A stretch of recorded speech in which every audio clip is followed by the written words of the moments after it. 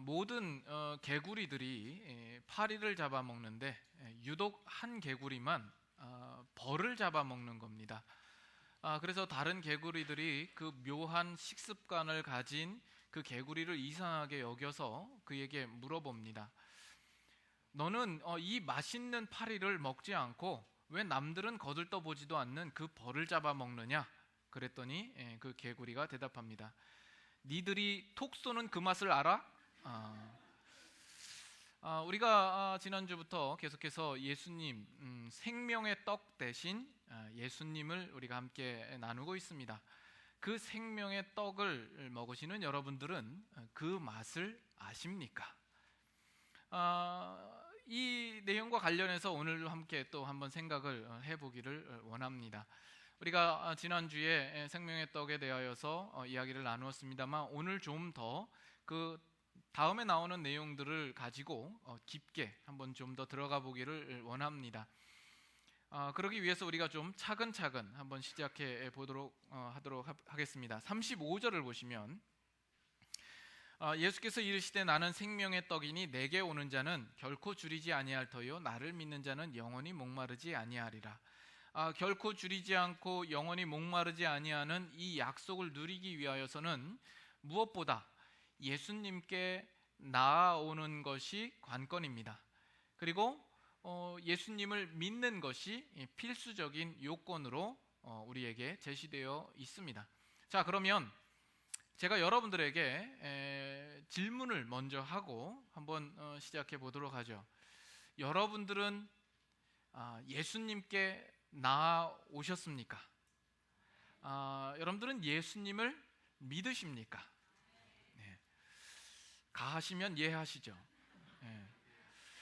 여러분 좀 솔직하게 자기 자신에 대하여서 이 물음을 한번 여러분 답해 보시기 바랍니다. 내게 오는 자, 나를 믿는 자가 영원히 목마르지 않고 결코 줄이지 않는다라고 말씀하셨는데 나는 과연 예수님께 왔고 예수님을 믿고 있는가? 여러분들이 만약에 예스라고 대답을 하셨다면 그 근거는 뭡니까? 그 기준은 뭡니까? 내가 예수님께로 왔고 예수님을 믿는 그 근거와 그 범위 안에 들 수 있는 기준은 무엇이라고 생각을 합니까? 여러분들이 이 주일날 오전에 이렇게 교회에 나와서 이 자리에 앉아서 예배를 드리는 것입니까? 여러분들이 예수님을 믿습니다라는 그 시인과 고백을 가지고 있는 그것입니까? 오늘 이 부분을 우리가 한번 집중적으로 다루어 보려고 합니다. 나는 정말 예수님을 믿는 자요, 와 있는 자인가? 그 기준과 그 근거는 무엇인가? 여기 예수님께 나아온 유대인 무리들을 한번 생각해 보십시오. 이 무리들은 예수님께서 행하신 오병이어 기적을 체험한 사람입니다. 그러나 그 체험한 데서 그치지 않았습니다. 거기서 머물러 있지 않고 그들은 예수님을 붙잡아서 예수님을 임금을 삼고자 할 만큼 예수님에 대하여서 상당한 기대감을 가지고 있었던 사람입니다. 그리고 그 중에 일부는 배를 타고 바다를 건너서 예수님을 찾아올 만큼 예수님을 향하여서 열정을 품고 있었던 사람입니다. 그리고 오늘 본문의 바로 전 구절을 보면 이 무리들은 예수님을 향하여서 우리에게 항상 이 떡을 주소서 이렇게 예수님을 요청한 사람입니다. 여러분 어떻습니까? 이 정도 되면 예수님이 말씀하신 내게 오는 자, 나를 믿는 자의 그 기준에 들만하지 않습니까? 그렇다면 예수님께서 나는 생명의 떡이심을 밝히고 나서 36절에 가서는 예수님이 그들을 향하여서 그래 너희들이 나에게 나아오는구나, 너희들이 나를 믿을 마음이 있구나, 너희들 잘했다 이렇게 칭찬해 줄 만도 한데 36절을 보면 바로 이어 나오는 것이 그러나 이렇게 나옵니다. 그러나 내가 너희에게 이르기를 너희는 나를 보고도 믿지 아니하는도다. 너희들이 보고도 믿지 아니하는도다. 예수님의 말씀이 그들을 향하여서 꾸짖고 책망하는 그런 투의 말씀을 하시는 것을 봅니다. 그러면 여기서 잠깐 우리가 한번 생각해 보아야 합니다. 지금 그 유대인 무리들이 예수님에게 나아왔는데 그들이 가지고 있는 문제는 무엇이고 그들이 가진 한계는 무엇인가? 오늘 우리도 예수님 앞에 나아오는 그 마음으로 이렇게 교회에 나와서 예배를 드리고 이 자리에 앉아 있는데, 우리는 그렇다면 그 유대인 무리와 무엇이 다른가? 아니면 우리도 그들과 어쩌면 같을 수도 있겠다라는 그런 생각을 할 수 있지 않겠습니까? 예수님을 믿는다고 했을 때 종종 우리 신자들은 이렇게 교회에 나와서 신앙생활을 하고 있다라는 그것 자체로 다 해결되는 것으로 쉽게 이해하고 넘어가는 경우들이 많이 있습니다. 자신의 신앙이 상당히 모호함에도 불구하고 스스로 그 문제점을 인식하지 못하고 아무런 문제가 없는 양 자기 스스로 만족하고 신앙생활을 하는 경우들이 있습니다. 저의 정말 진정한 바람은 적어도 이 교회에 나오셔서 신앙생활을 하시는 이 자리에 앉아있는 여러분들만큼은 이 문제가 걸림돌이 되지 않기를 원합니다. 이 부분에 있어서 여러분들의 여러분들에게 어떤 장애물이나 어떤 부담이 되지 않기를 원합니다.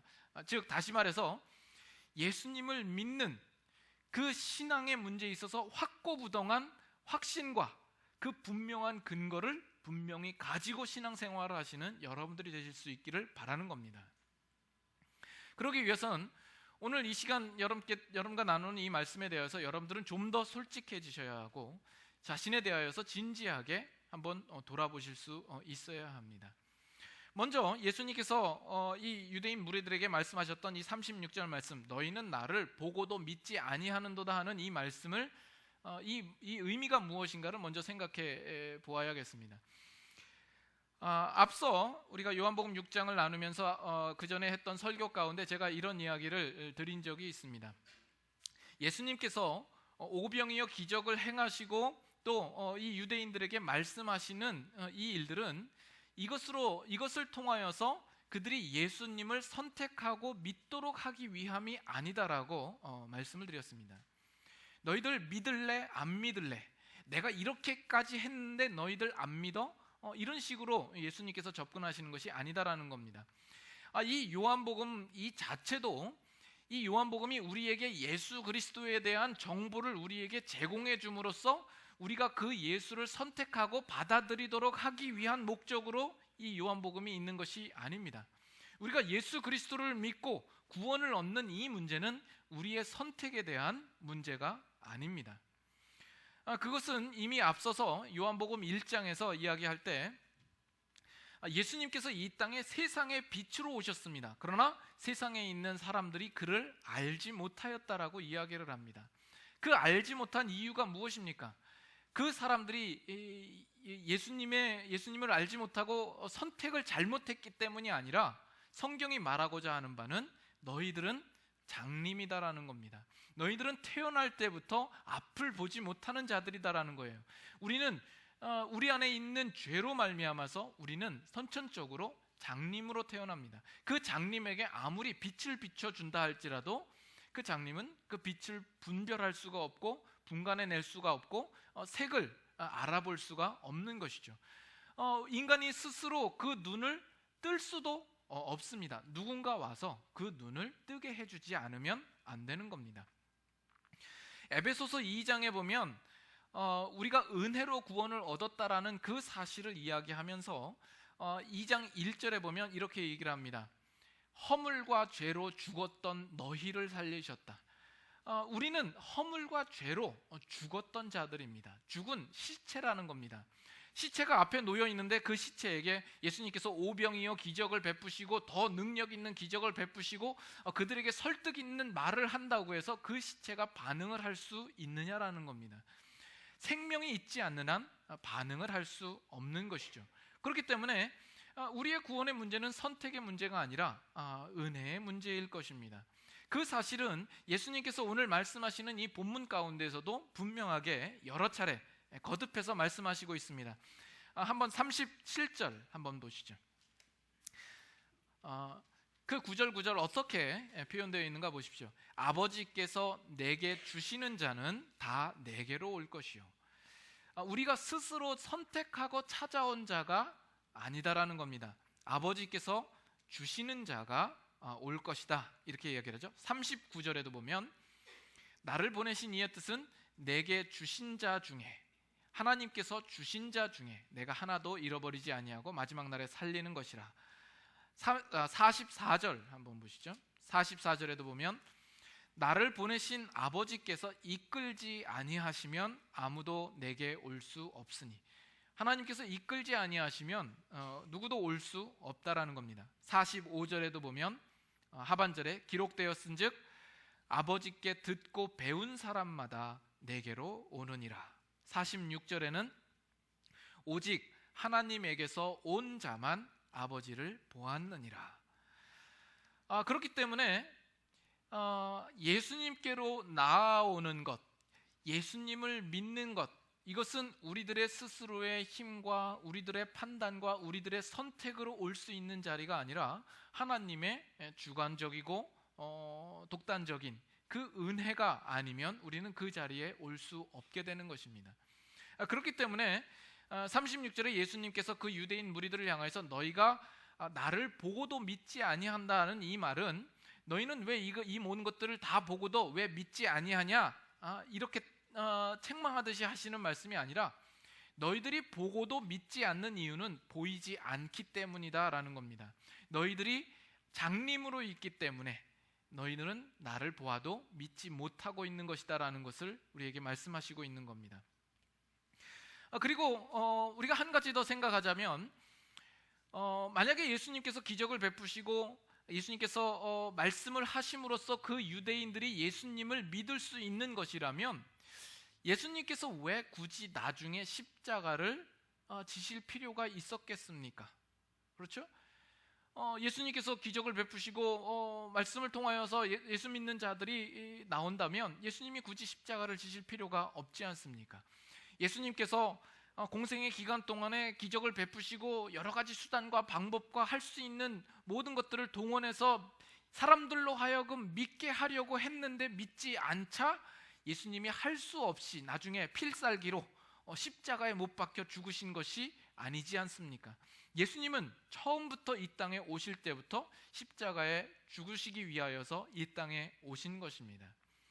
이런 사실들을 볼 때 우리가 예수 그리스도를 믿는 이 믿음은 하나님의 은혜이며, 또한 이 믿음이라는 것이 그저 단순히 예수님의 존재, 예수님의 기적 사건을 내가 인정하고 내가 받아들이고 내가 그것을 믿는 그 정도의 것이 아니라, 우리의 믿음이 예수 그리스도의 십자가를 지시는 그 십자가와 연관되지 않으면 그 믿음은 온전한 믿음이 될 수 없다라는 것입니다.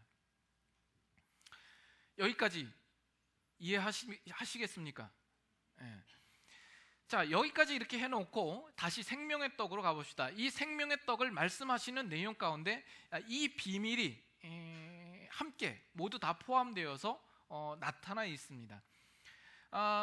예수님께서 36절에 유대인들을 향하여서 너희들은 나를 보고도 믿지 아니한다 이렇게 말씀을 하시지만 40절을 한번 보십시오. 40절을 보면 내 아버지의 뜻은 아들을 보고 믿는 자마다 영생을 얻는 이것이니, 보고 믿는 일이 있다라는 것이죠. 그리고 그 보고 믿는 자들에게는 영생이 주어진다 이렇게 말씀을 합니다. 47절에도 가보면 동일한 말씀을 합니다. 47절에 보시면 진실로 진실로 너희에게 이르노니 믿는 자는 영생을 가졌나니. 그렇죠? 믿는 자가 영생을 가지게 됩니다.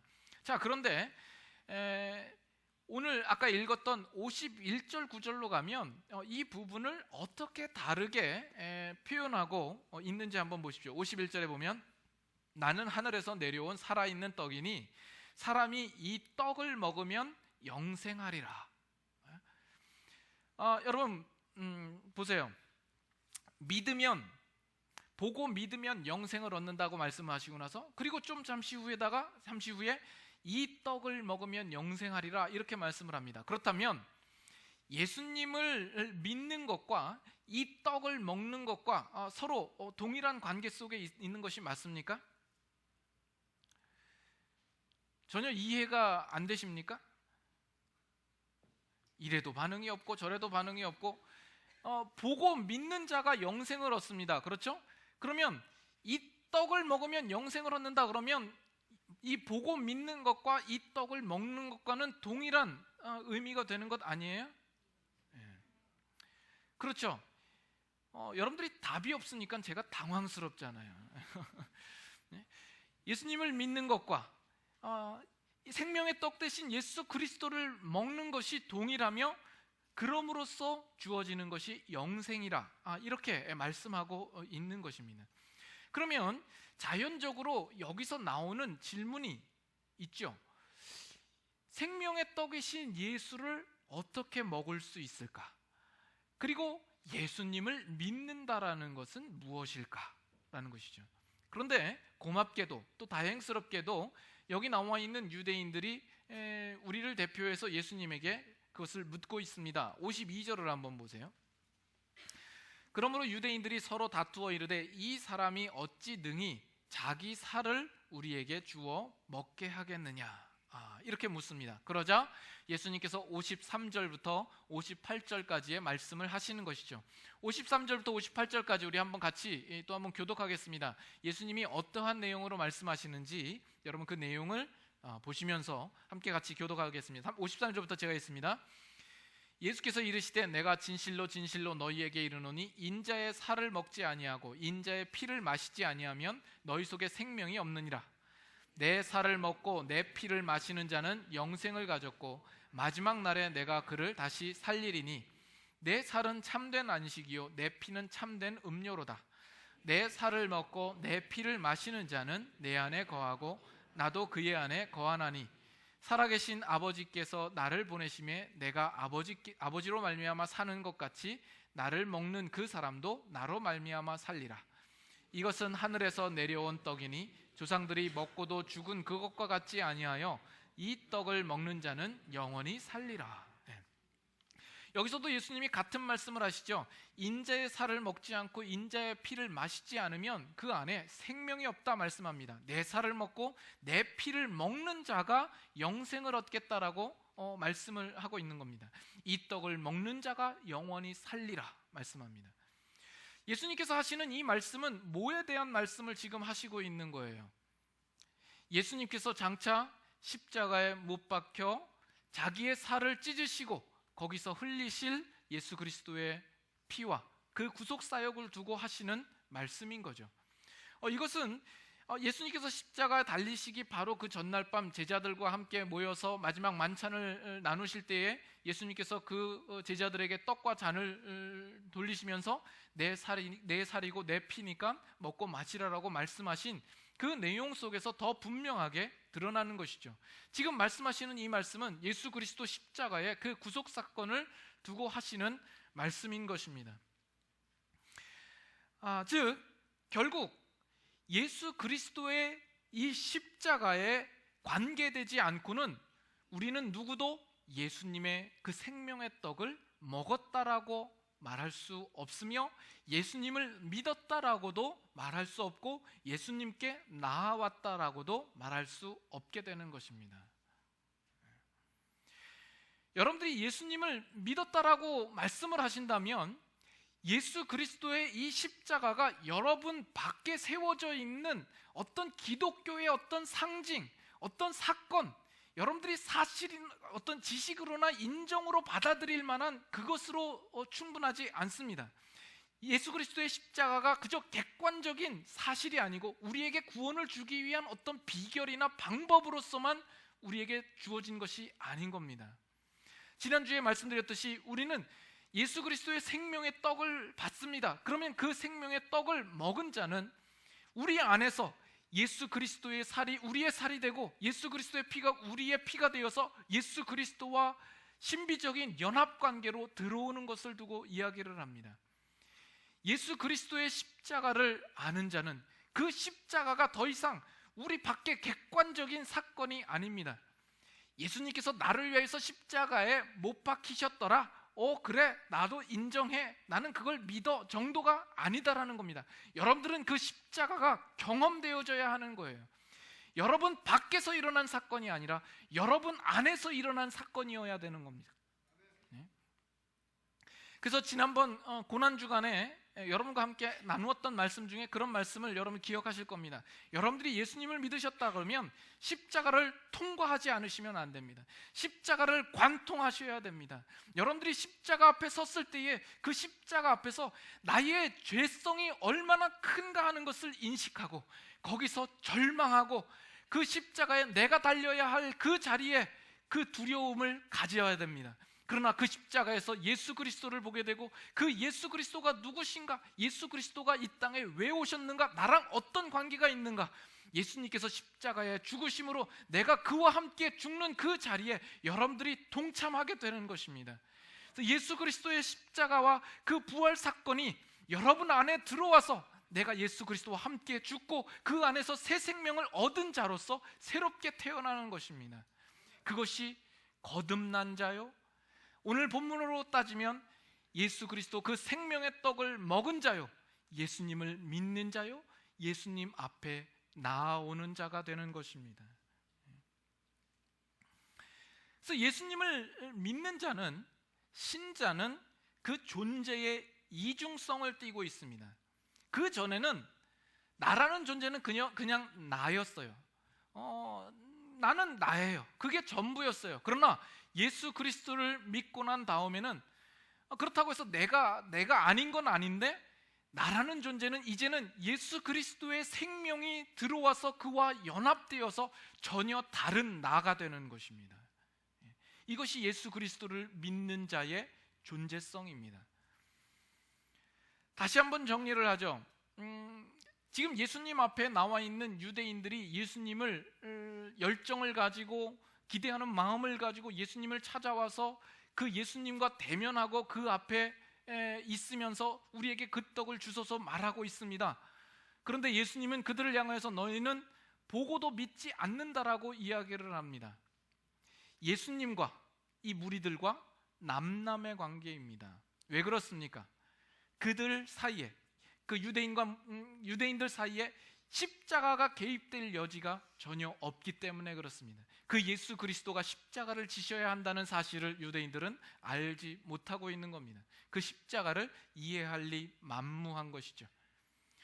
그래서 예수님께서 내게 오는 자, 나를 믿는 자, 이것은 단순히 여러분들이 이 교회에 나와서 이 자리에 앉아 있는 것 정도로 이해하셔서는 안 되는 겁니다. 그저 내가 종교적인 어떤 의식을 가지고 있다라는 정도로 생각하셔도 안 되는 겁니다. 여러분 생각해 보십시오. 우리도 기꺼이 어떤 면에서는 예수님 앞에, 하나님 앞에 앞에 나와서 이 자리에 있습니다만, 예수님이 우리를 향하여서 이 유대인에게 하는 말씀처럼 너희는 나를 보고도 믿지 아니하는도다 라고 말씀하신다면, 이 얼마나 심각한 일이며 끔찍한 일이며 놀라운 일입니까? 우리가 생각하기도 싫고 말하기도 싫은 문제입니다.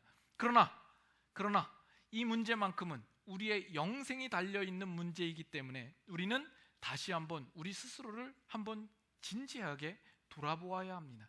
내가 정말 예수 그리스도께 온 자인가, 믿는 자인가? 제가 지난주에 말씀드렸습니다만 다시 한번 강조하기는, 이 기독교의 신앙과 복음은 실천의 문제가 아닙니다.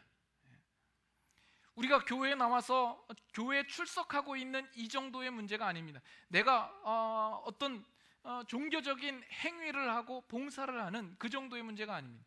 여러분들 생각에는, 여러분들의 그 일상 속에서는 다른 사람들을 볼 때 그 사람들이 가지고 있는 어떤 신앙의 행위로 그 사람들을 평가를 합니다. 아주 열심히 하고 열정을 다하여서 하고 충성을 다하면 신실한 사람이구나라는 생각을 하고, 예수를 믿음에도 불구하고 그러한 삶을 나타나지 않는 사람들에 대하여서는, 아니 예수 믿는 사람이 왜 그래?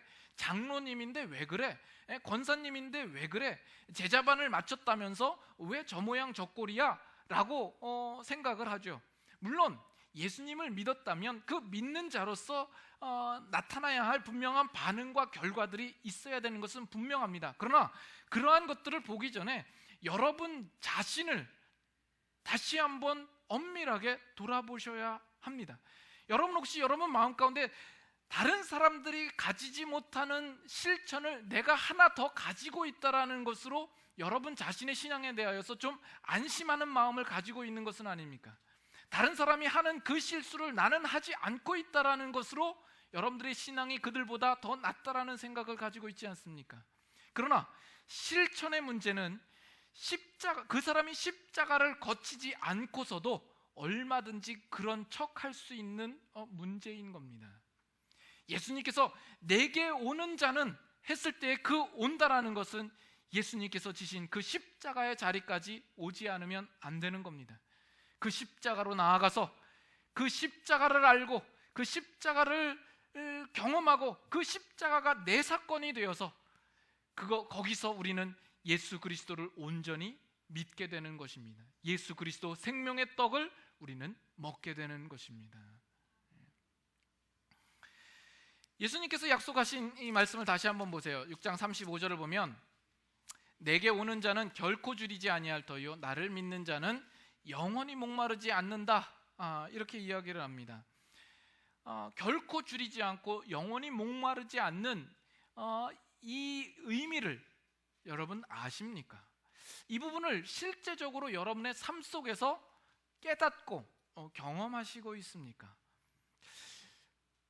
솔직히 말씀드리면 예수님을 믿음에도 불구하고 오늘 우리들의 삶은 여전히 뭔가에 줄여 있고 뭔가에 목말라 있는 그런 모습은 아닙니까? 나는 예수님을 믿는다라고는 하는데 예수님께서 약속하신 이 약속의 말씀들에 대하여서는 누리지 못하는 아주 이상한 형태의 모순에 가까운 그런 신앙생활을 우리는 하고 있지 않습니까? 예수 그리스도께 나아왔다라고 이야기를 하고 예수님을 믿는다고 하는데 우리의 삶은 여전히 줄여져 있고 여전히 목말라 있는 어떤 그런 일치되지 않는 그런 모습 속에 우리가 살고 있지는 않습니까? 여기 예수님께서 말씀하시는 이 줄임과 이 목마름의 원인은 어디에 있습니까? 우리 인간의 삶의 목마름과 그 줄임은 그 원인이 죄입니다. 하나님께서 처음에 아담을 창조하시고 에덴 동산에 두시고 아담과 긴밀한 관계 속에 있을 때에는 그 최초의 인류는 부족함이 없었습니다. 모든 것에 만족할 수 있었습니다. 그러나 그 사이에 죄가 들어오자 그 죄가 하나님과의 관계를 어그러뜨리게 만든 것이죠. 하나님과의 관계를 단절시키고 분리시켰습니다. 아담도 에덴 동산에서 쫓겨나게 됩니다. 그래서 그 이후에 나오는 모든 인류들은 죄 가운데 태어나서 하나님과의 관계가 온전치 못하여서 이 땅 안에서 그 무엇으로도 만족함을 채우려고 하지만 그 만족함이 오지 않는 것이죠. 이 세상에 그 무엇으로도 채워지지 않는 겁니다. 마치 밑빠진 독에 물을 붓듯이 채워지지 않는 우리의 욕심에 끝이 없고 우리는 만족하지 못하는 인생을 사는 것입니다. 우리가 정말 만족하려면 우리 안에 있는 그 죄의 문제를 해결하지 않으면 안 되는 것입니다. 하나님과의 그 화목된 관계를 회복하지 않으면 안 되는 것입니다. 그것은 예수 그리스도의 십자가로만 가능한 것이죠. 그래서 예수 그리스도의 십자가를 여러분들이 통과하셨다면 그 줄이지 않음과 목마르지 않음을 여러분들은 경험하셨어야 합니다. 그것을 맛보셨어야 합니다. 그래서 사도 바울이 정말 나는 예수 그리스도의 십자가에 못 박히신 것 외에는 나는 자랑할 것이 없다. 나는 예수 그리스도의 십자가로만 자랑한다. 이 세상에 있는 그 유익하게 여겼던 모든 것들을 이제는 다 배설물로 여기고 해로 여길 뿐이다. 이렇게 고백하고 있지 않습니까? 그래서 여러분들이 예수님을 믿는다고 했을 때에는 오늘 본문대로 예수님의 생명의 떡을 먹음으로 여러분 안에 채워짐으로 말미암아서 그 안에서 기쁨과 희열과 감격과 어떤 만족이 여러분들 안에 있어야 되는 겁니다. 한 분만 체험하신 것 같아요. 늘 우리 김 집사님이 계셔서 설교할 맛이 납니다. 정말 김 집사님마저 없으셨다면 참 설교 때마다 얼마나 제가 힘들지 정말 상상이 안 갑니다.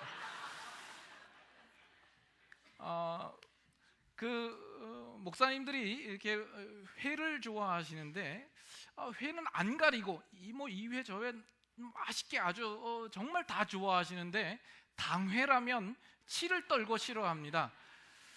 그런데 저는 요새 그 말을 참 이해가 잘 못하고 있습니다. 지난주에도 우리 장로님들과 모여서 당회를 했는데 얼마나 즐겁고 은혜롭게 당회를 했는지 모릅니다.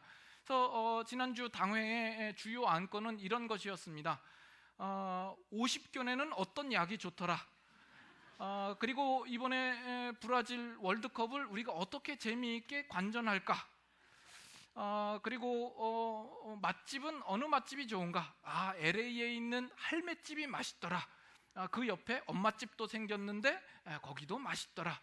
아주 이것이 당회의 아주 중요한 안건으로 대두되었고 우리가 아주 은혜롭게 결정을 했습니다.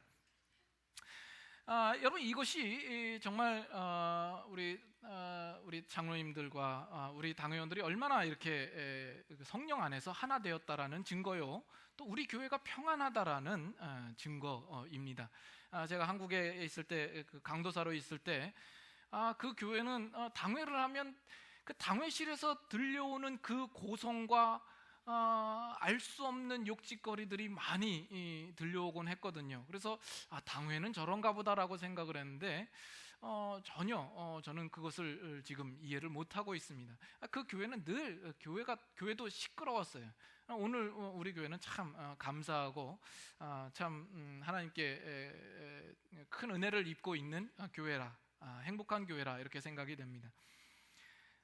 말하고자 하는 요지는 다른 게 있는 게 아니라 당회도 그렇고 모임마다 언제나 먹는 이야기가 빠지지 않고 등장을 하거든요. 그렇잖아요. 여러분들도 모이면 그 먹는 즐거움, 어디가 맛있더라, 뭐가 어떻더라, 이런 항상 이야기를 합니다. 우리가 그 한 끼 배불리 먹는 그 문제에 있어서도 우리는 그것을 입에 침이 마르도록 막 이야기를 하고 즐겁게 이야기를 합니다. 예수님은 생명의 떡입니다. 여러분들이 정말 그 떡을 먹고 영생을 얻은 자라면 정말 이 일들만큼은 그 무엇보다도 우리가 더 말하고 싶고 더 나누고 싶고 그 기쁨과 그 희열과 그 감격을 정말 함께 더 나누고 싶은 그런 마음이 들지 않습니까? 여러분, 예수님을 믿는다는 것이 시시하고 지루하고 밋밋한 것이 아닙니다. 근데 사실 여러분들이 지금까지 신앙생활을 해오시면서 그것이 여러분 안에 사실처럼 굳어져 있지는 않습니까? 그것이 기독교 신앙과 복음이 시시하고 밋밋한 것이 아니라 여러분들이 기독교 복음을 지금까지 제대로 알지 못했기 때문에 그렇게 느끼고 있을 것이라고는 한 번도 생각해 본 적이 없으십니까? 정말 이 복음이 우리에게 생명을 주는 것이요, 우리에게 영생을 가져다 주는 것이요, 예수님께서 약속하신 말씀처럼 너희가 결코 줄이지 아니하리라, 너희가 영원히 목마르지 아니하리라 하는 그런 내용이라면 여러분의 인생에 있어서 생명을 걸어도 좋고 정말 모험을 걸어도 좋을 만한 그런 일들이 아닙니까? 그러나 여러분들은 마음속에 이 복음은 별거 아닐 거라고 정말 시시하고 밋밋하게 생각을 하고 오늘 이 아침에 나오는 데에도 별 기대 없이 나오시지는 않으셨습니까? 예수 그리스도의 생명의 떡이 그렇게 시시한 것입니까?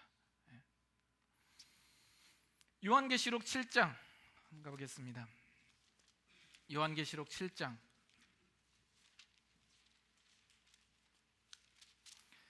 13절.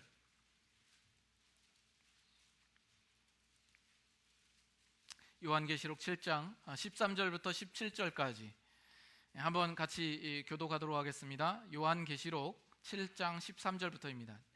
장로 중 하나가 응답하여 나에게 이르되 이 흰옷 입은 자들이 누구며 또 어디서 왔느냐?